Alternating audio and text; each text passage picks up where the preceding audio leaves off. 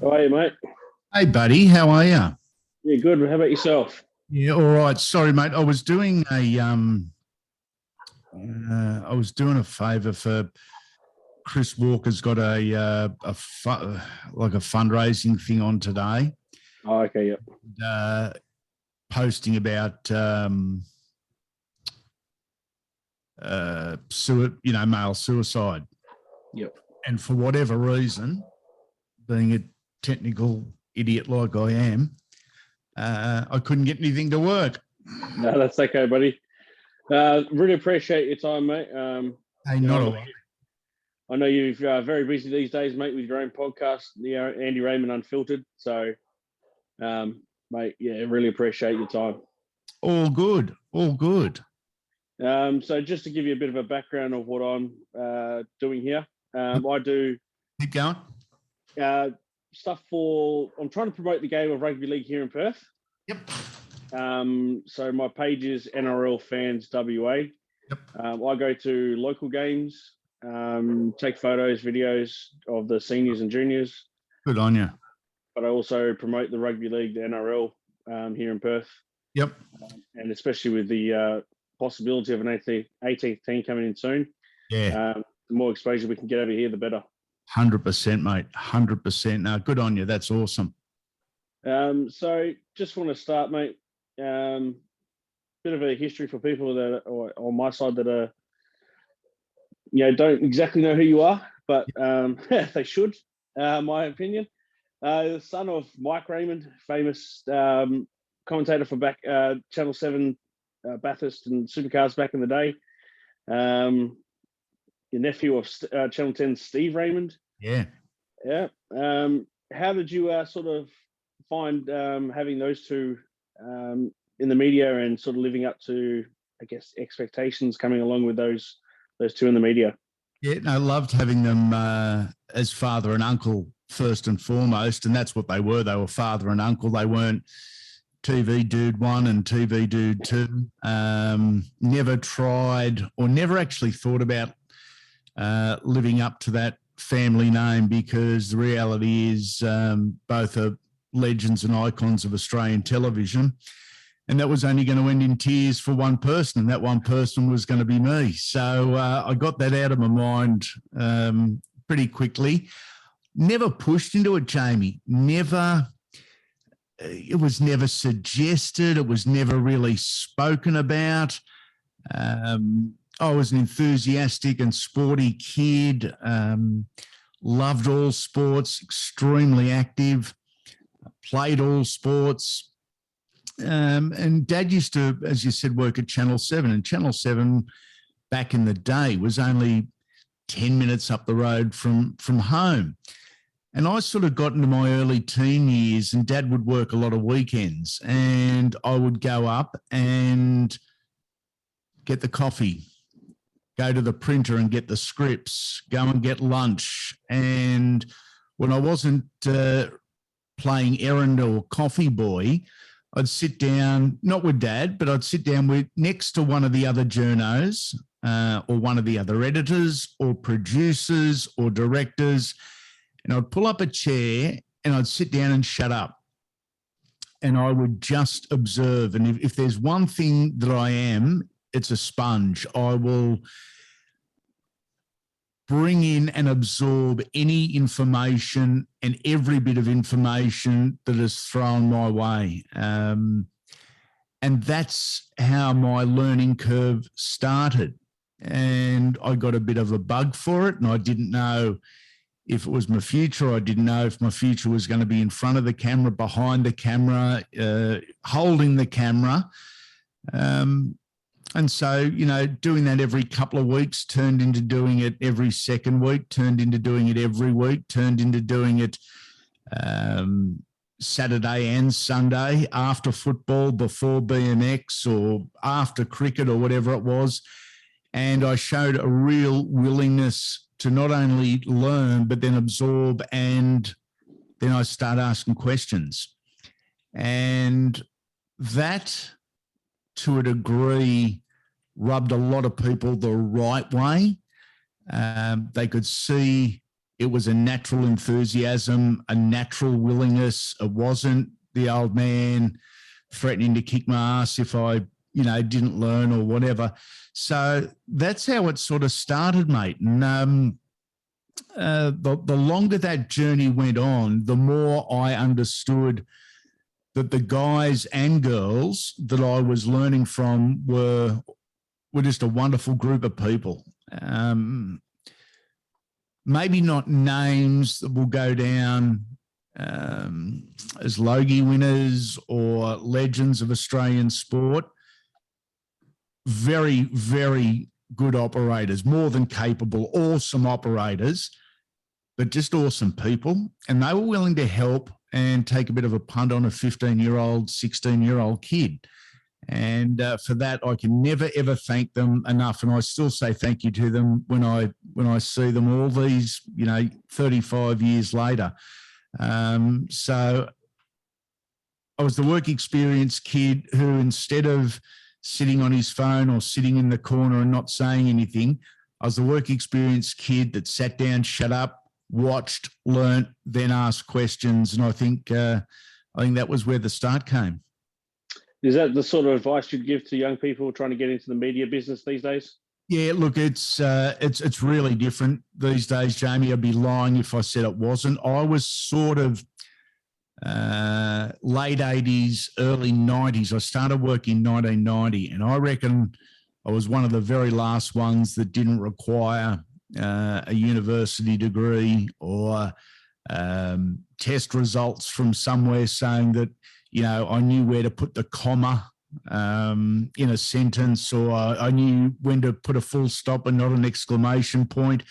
It was on the job training, and I loved it, and I benefited more. I dare say if I had to go through university, that wouldn't have happened. It's just not me as a person, wasn't great at school. So, I probably wouldn't have seen that out. But the same advice still sticks, and that's not just for media, that's for anything. I was no different from any other 15, 16-year-old kid. I thought I knew everything. I honestly did. I was a pest of a kid. But the fact is we don't know everything. But I was willing to shut up and learn and be interested in the topic. And, that was the start, my friend. That's the way, mate. Did you have a childhood hero or idol growing up that sort of stood out for you in particular? And, if so, what was the thing that drew you to them? Yeah, that's really interesting. Like any young man, dad's your idol, your hero, your Superman. And until his very last breath a couple of years ago, that never changed. And we did that evolution that most father-sons do. They end up becoming best mates. And when we lost Dad, that was, losing best mate, but he was the childhood hero and childhood idol.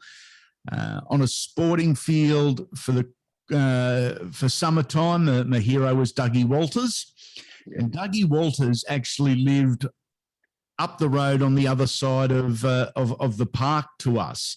And the park had a giant cricket field in the middle. The old concrete slab in the middle of the grass, and they'd put the hessian over it, and balls could do absolutely anything. But Dougie, over summer, if he wasn't playing, he'd have a dart in one hand and a beer in the other, and he'd wander over to the park. It wasn't a cricket field. He'd wander over to the park and jump in the field and have a bat and have a bowl with 25 12, 13, 14-year-olds, and we thought it was the greatest thing in the world. In terms definitely. Of rugby league, I was a Parramatta fan. We grew up not far from Parramatta Stadium, so the likes of Ray Price, Mick Cronin, Brett Kenny, Peter Sterling, they were the ones that I idolised and in many respects still do today. I'm lucky enough all these years later to call them all mates and have been mates for 30 plus years. Yeah, nice.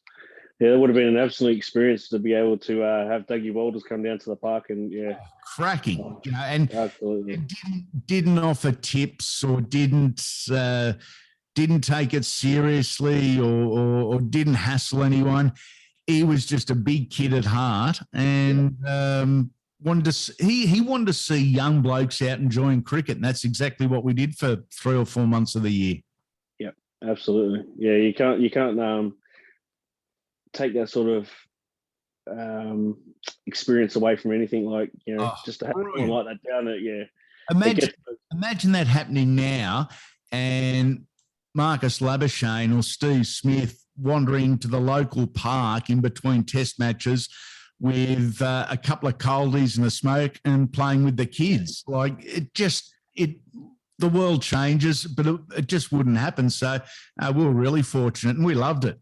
Yeah, we had a similar thing. Us kids, when I was younger, we had Brett Lee and Andy Bickle come down to our cricket club. And they were doing a night down there. Us kids went into the change rooms and we started playing indoor cricket. Yeah. In between the break, and those guys went to the toilet and they could hear us playing, so they come into the change rooms and started playing with us. Oh, nice. Yeah, so you wouldn't want either of them off the long run up. Two fast boys. I got to face Brett Lee straight away, and it was just a little rubber ball. Yeah. And it was doing this through the air. By the time it got to me, it was like, what the hell? Yeah, you can have that all to yourself. Yeah, exactly. So in the 90s, mate, you got to take over from Neil Crompton, who wanted to jump back into the car a bit more. You got to take over at Bathurst as a pit reporter, mate. How was that for you as a sort of a jumping off point to get into the mainstream media in a sense? Yeah, that was a huge opportunity. I'd done a couple of touring car rounds. I think the Sydney rounds at Oran Park and Amaroo Park, the old Amaroo Park, over the course of that year. But then Neil Crompton, took a journey from microphone to steering wheel, and that's one thing Neil Crompton doesn't get the recognition because he is so good with a microphone. Geez, he could steer a car. He was rarely the full-time driver, so he didn't have that experience. He didn't have the laps, in his mind and in his hands. But geez, he could steer a car, Crompton. Wow. But I'd been going to Bathurst as part of the Channel 7 team for probably 3 or 4 years. And, technology in the late 80s, early 90s looks like prehistoric compared to what it is now. And the pit lane cameras back then were held, and they were big cameras. They were held by the cameraman. There were 2 cable pullers or draggers that followed each camera. Yes, everything was still on cable. It wasn't electronic and it wasn't remote. But then there was the audio guy with the giant boom mic, but someone needed to carry the satellite. So basically the signal would go from the camera through the cable to a satellite pack and like a 6-foot antenna on the back. And that was me. And there was two different crews, one for the northern end of pit lane, one for the southern end of pit lane. And it sounds pretty easy. And I was a fit, lot skinnier young kid. So, I should have been able to go the distance and did, but it absolutely knackered me. It was a packed backpack, basically, of metal and electronic gear and giant 6-foot pole. And it didn't matter if it was a normal Bathurst day where it starts out sunny, ends up 35 degrees, the wind changes, then comes the rain, and I'd still be running up and down pit lane trying to keep up with the cameraman and the cable guys and the audio guy, and they were relentless. If you were tired, bad luck, because if I didn't keep up, or any one of us, if any one of us didn't keep up out of the group of 5, the equation was broken and it wouldn't work. So all five pushed each other. So I'd done it a couple of times, but the first time with the microphone in hand, really, really cool. And I'm not a motor sports guy like Dad and Uncle. I love it, but it's not where my heart is. I'm not a tech guy, so I don't necessarily understand the basics of, what's under the hood and how it all works. So I had to be a little bit different. I had to storytell a little bit, which is not that easy as a young bloke. Storytelling becomes a lot easier as we mature in life, which is a nice way of saying just getting bloody older. So no, it was a real thrill just to be down on pit lane or on the starting grid for the start of a Bathurst 1000. Really, really cool, and I still remember it fondly, mate. Yeah, awesome. Well, that sort of kicked off your like being on screen, I guess, in the sense that you get to do golf, swimming, and then you're sideline reporter for the inaugural Super Rugby competition, mate. How was that?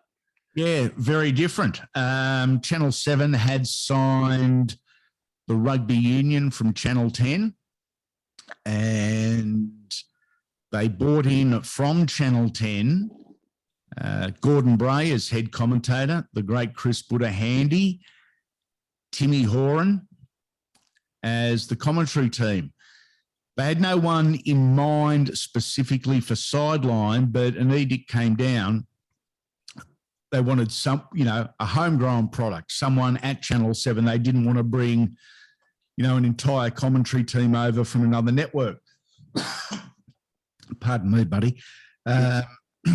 Somehow, with no union background or very little union knowledge, I got the gig. And I was terrified that I'd get exposed with lack of knowledge. First time I went on camera. Gordon Bray, Chris Handy and Tim Horan, absolutely fabulous with me. They babysat, they coached, they mentored me in every aspect. Gordon from the professionalism, Chris and Tim from the finer points of rugby union.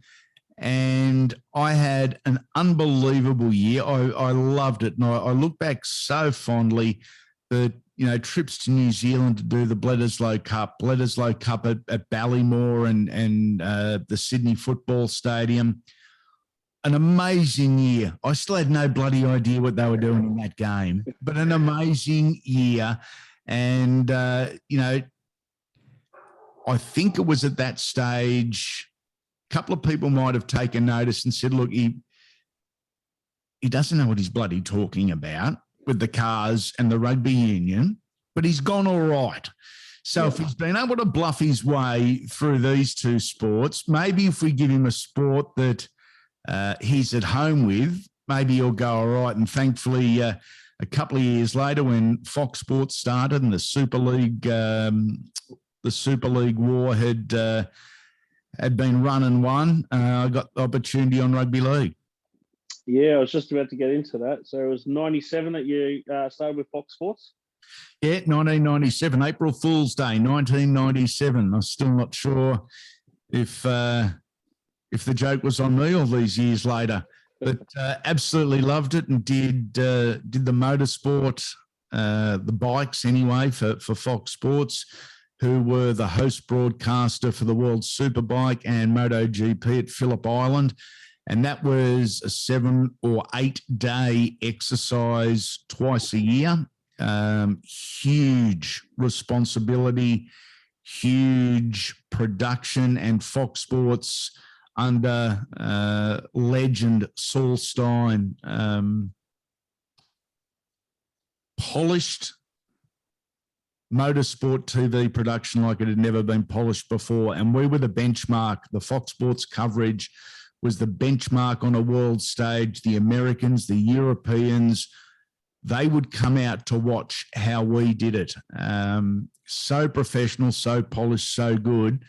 And some wonderful memories of Phillip Island. But in between that was the the rugby league starting and Super League in '97, and then the United or Unified Comp in '98, which is the NRL, which is what we see these days.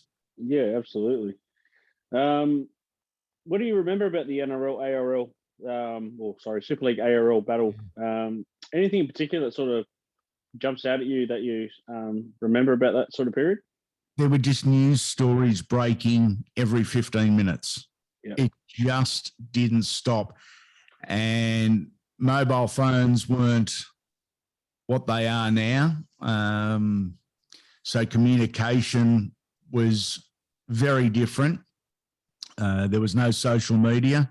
So again, communication was very different.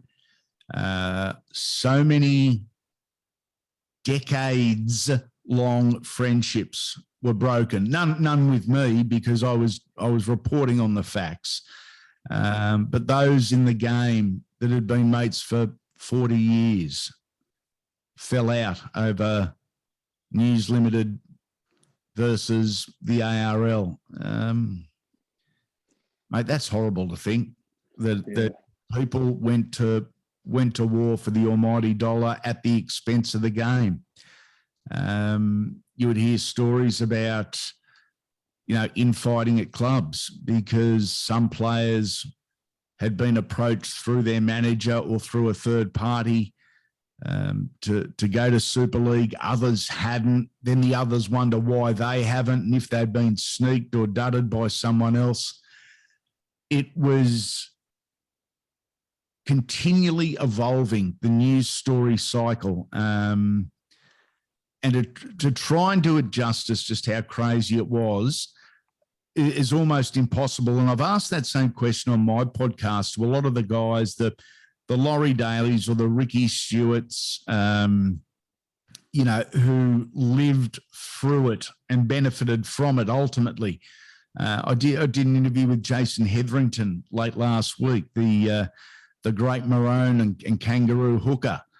And he said it was just a blur. He said, honestly, there's about 18 months of my life professionally that I don't remember. And that was the Super League, because there was just so much happening all at the one time, and no one wanted to get left out, but no one wanted to stick their neck out in case it got cut off either by a mate or an enemy. Yeah. Do you think that Super League war helped the game in the sense, like with guys being able to get more money, making it a more professional sport these days? My personal opinion is I reckon it did help in the sense it did make that rugby league more professional, get these guys more money that they deserve, because they are putting their bodies on the line every week. Absolutely. And it's turning their first grade careers into jobs now. Yeah, no, I agree. I've got a theory and a line that I use about what transpired between 95 and 98. Great idea, shit execution. Yeah. If Super League in concept had have been presented professionally and it hadn't been just a straight out money grab from News Limited, I think the transition from semi-professional to professional would have happened even quicker. There wouldn't have been the heartache and the heartbreak. We'd probably have the Central Coast Bears. We'd probably still have the Perth Reds. They wouldn't have felt the need, I don't think, to go to Adelaide or put a second team in the Hunter region. I think the landscape would be a lot different, but something had to change to move it from semi-professional on and off the field to professional. Early 90s, you were seeing 2 games of footy a weekend. That's all it was. There was one on the ABC on Saturday, and then there was Sunday footy with, I think it was, it might have been Channel 9 still, early 1990s. 2 games of footy on the weekend, and it changed almost overnight where we saw every game. There was, newspaper coverage, television coverage expanded tenfold. But make no mistake about it, the whole Super League war, when you look back, was down to the introduction of pay TV. Yep. And News Limited and Rupert Murdoch wanted pay TV in Australia. They got it through Fox Sports and Foxtel, and they needed product to make money. They needed content to make money. And so that's what it was about. Yeah. Because a very similar thing happened with Channel 9 and Kerry Packer with the cricket too. Yeah, exactly right. With the World Series cricket. So, in a sense, the ARL could have seen this coming. Yeah, there is certainly an argument for that, Jamie. There is certainly an argument for that. And maybe the ARL's weakness at the time was so transparent to others that they thought, we can get these guys and we can take it and we can make all the money ourselves. But I think the ARL as they were then, they were vulnerable, and a guy like Murdoch capitalised on it.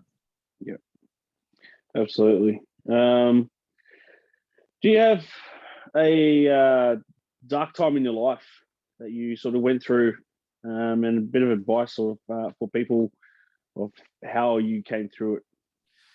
Yeah. The fact is, for any of us, no matter how well we know someone or how well we think we know someone, not every day is a good day. And that doesn't necessarily mean everyone suffers anxiety or everyone suffers depression, but, in a very basic form, not every day is a good day. And there was probably more than I would care to admit, but there was a lot of times where the happy-go-lucky me on camera on a Thursday, Friday, Saturday, Sunday, Monday night or a Wednesday at the fights, that I wasn't having a great day, or I wasn't having a great week, or there was shit going on in my life, and working and smiling for the camera was the last thing that I wanted. And I don't have the answers, unfortunately. I'm still searching for them myself. I was brought up under very positive family values from a mum and dad, and I maintain those values today. And the two of them are loyalty and honesty. Yep. And what I've been guilty of too many times, fool me for it. What I've been guilty of too many times is allowing people into my circle of trust that shit on you. Yep. And they shouldn't be there, but then tolerating it. So if you're having a tough day, or if someone is having a tough day, again, I don't have the answers, but there are answers out there. When I'm having a tough day, my first goal is to slow everything down. Slow everything right down, especially the decision making. Yep. Get the heart rate down, and go back to those values in your decision making and in your actions and in your reactions. Be loyal and be honest. Yep. And then try and move forward. Again, might not be the right answer, might not be the answer that a therapist would give you. I think it's really important that each and every one of us finds the answer that works for us. It's great to have it on a bit of paper, but writing on a bit of paper isn't always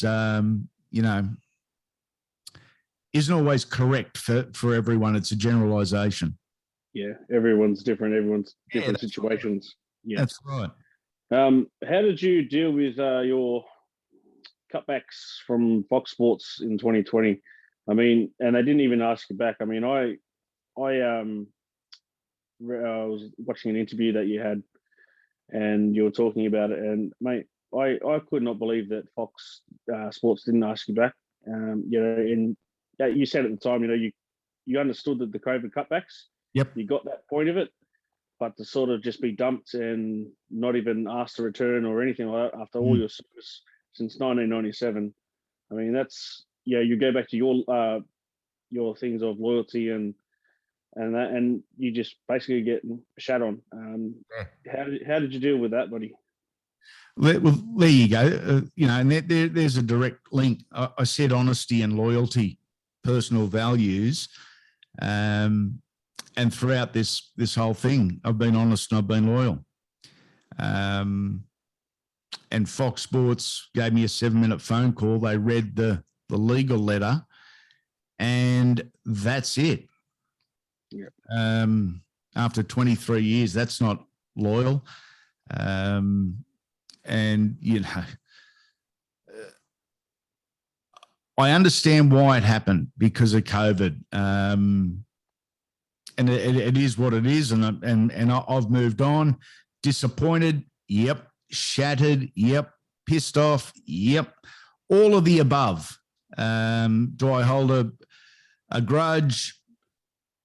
Nothing nasty. That's just not in me. It's not my nature, to be nasty or to be hate-filled or anything like that. But yeah, mate, Jamie, I'm really disappointed with the way it was handled, and it certainly changed my opinion of a few blokes that I thought were friends that have proven to be anything but. And again, that's letting people into your circle that maybe you shouldn't have.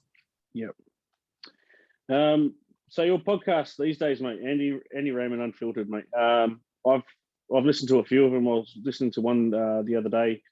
You had one with Wally Lewis. Yeah. When you got questions in from people, your fan base, mate. And I've seen on your Instagram and all that sort of stuff, you've got so many interviews coming up, mate. How, besides for just all the interviews coming up, how's it going for you? Yeah, it's going really well. I'm enjoying it. The content is fabulous. We've done over, I think it's about 177 interviews now in the last, I guess we're coming up to 16 or 18 months. So got content coming out our backsides. I've got a lot of stuff saved Geez, I butchered that.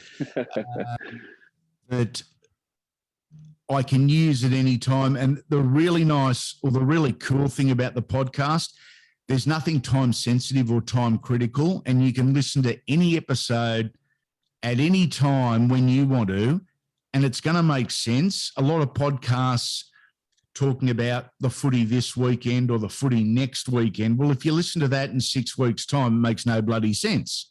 Yep.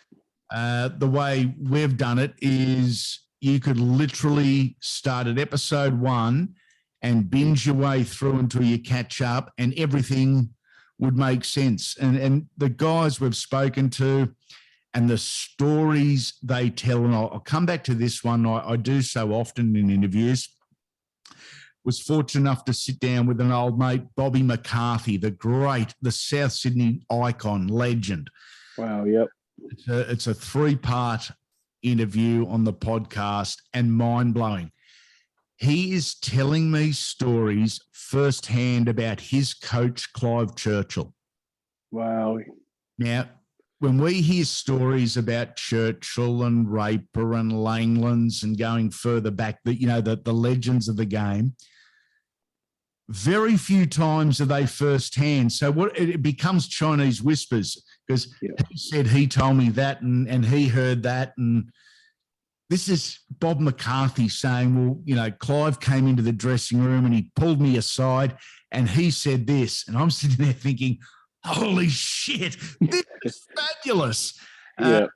So I go back to that, but I've really enjoyed all the Legends series interviews we've done, more so than the current day guys. And that's not a slight on the current day guys, but I love the history of rugby league. I love looking back. I love reminiscing, and I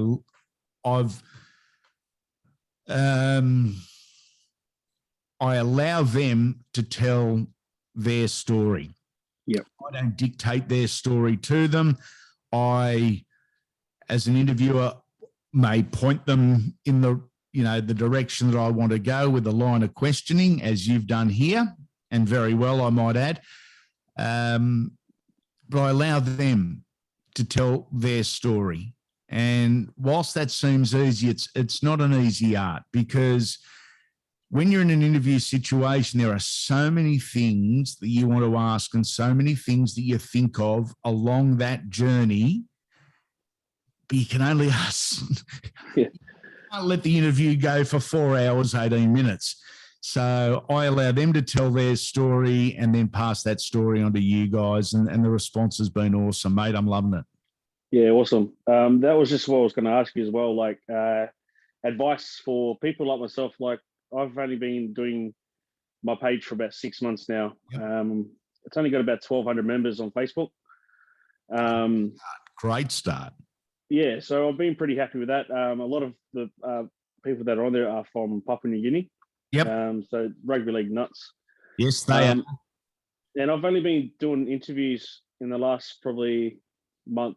And like today's my busiest day. I've got 4 interviews to do today. Wow. Yeah. So and I'm only doing it by phone. That's all I've got at the moment. I don't, because I'm a dad of 10 kids at home. Oh, so, 10. Yeah. No TV in your house, big guy. That's it, mate. So I'm struggling financially in that sense to, be able to do all the stuff that, for example, you've got. Have you got any advice for like people like myself that are doing these? Yeah, I think I hit on it a little bit. Structure your stuff so you are extracting the best out of who you're interviewing. In an interview situation, the star of the interview is not the host, and I'm well aware of that. A lot of hosts want to jump in over the top, talk over, try and upstage. Why? I don't know. I've never got it. And the other one that I find really important and have done for years is everything must start simply. Don't assume that your audience knows everything and knows the complete story, because then it becomes an in-house chit chat and people listening or watching you go, wow, I don't really understand why he's saying that or where he came from. So simplicity in an interview is very important to me. And it goes back to a guy called John Brady. John Brady was part of the crew at Channel 7 in the late 80s, early 90s that looked after me and mentored me. And he told me very, very early, the best question you can ever ask is one word: why? Yep. Made no sense when he said that to me, and I thought about it and thought about it and thought about it. And you put that into context in any interview, why? Well, then whoever you're interviewing has actually got to explain the why. They often explain the how, but then they explain the why, and that's where you're going to get a better answer. Yeah, cool. Well, I appreciate that. Today, you've done fabulous. Yeah, thank you. I appreciate that. Have you got any advice to just kids and even adults in general, just wanting to get into media?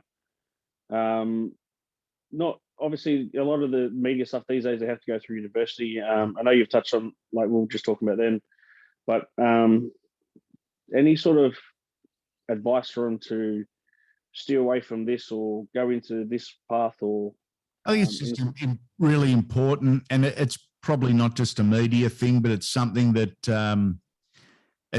I've learnt and tried to structure around along the way.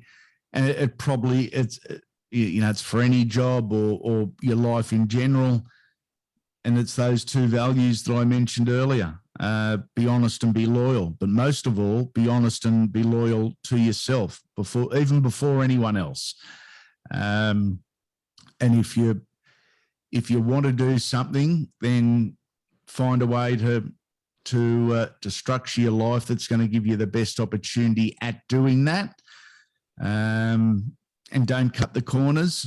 And that's being honest to yourself, and being loyal to yourself is, putting yourself in pole position. And that's not forgetting other people. Still love your partner and your kids and do anything and everything you can for them and your parents and whatnot. But that level of honesty and loyalty to yourself and to others, it's going to get you a start on the right foot anyway. It may not get you to the finish line that you want, but it's going to give you a really good start. Yeah, cool. Before we finish up, mate, like I said, I really appreciate your time today. I mean, I know you're a busy man these days. No, you're right. Have you got any? Who have you got coming up in your podcast, mate?